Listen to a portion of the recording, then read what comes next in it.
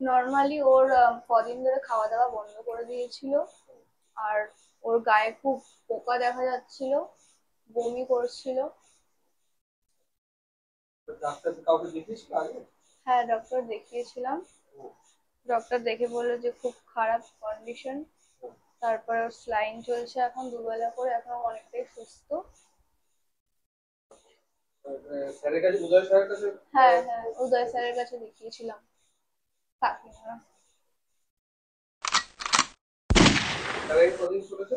Saline এখন ওর 4 দিন মতো হচ্ছে, শনিবার থেকে।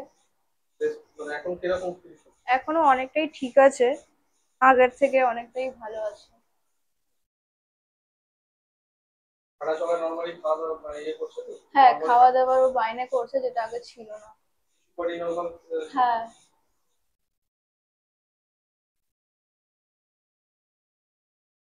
ডাক্তারকে দেখানোর পর ও এখন কিরকম মানে সিচুয়েশন, আর ডাক্তারবাবু ট্রিটমেন্ট কিরকম? ট্রিটমেন্ট তো খুবই ভালো করেছে। আর এখনো ডাক্তার দেখানোর পর এখন অনেকটাই সুস্থ আছে। আর আগের থেকে বমিটা কমে গেছে, জ্বর কমে গেছে। এখন একটু সুস্থ আছে, খেলছে। আগে যেমন পুরো মন মরা হয়েছিল, এখন একটু খেলাধুলা করছে, ছটফট করছে, ঘেউ ঘেউ করছে।